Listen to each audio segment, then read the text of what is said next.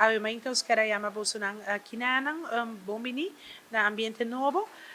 Cammina com os papi di nos caminata com nos baitim, dia 26 de outubro, para recordar fundo para ambiente novo.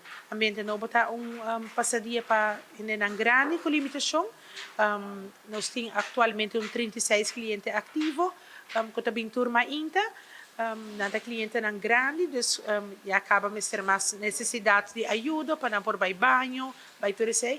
E para com isso nós está recordando fundo para seguir dando a qualidade de serviço para nós.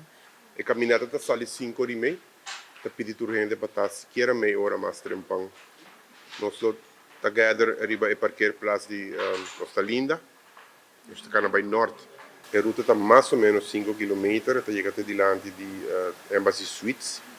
Onde quello tem um water post, e aí você vira back na seu destino, onde você está start, mesmo start point, vira finish, você está na parkeerplaats de Costa Linda. Tem invitar um tour para assistir na caminhada aqui, e me espera que no futuro nós topa back para sobra, segundo me sabe que está verificando 2025, segundo me tinha informado.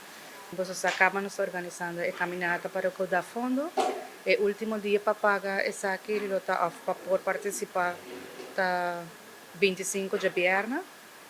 Também já sabe também por ainda chega e por participar também. Pero nós preferimos dia para mim. Esta zorpa é botre água,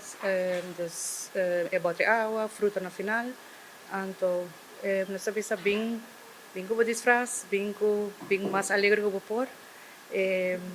Quando você sai, é happy fun walk. Mirando com os clientes, não adulto maior, hope de não participar e é maior também, porque não gente grande acaba também não participar, mas nós está esperando que a comunidade cooperar conosco e toda idade participar. 26 de outubro, 5h30 da tarde, nós estamos a bolsa. A inscrição está 4h30, sim.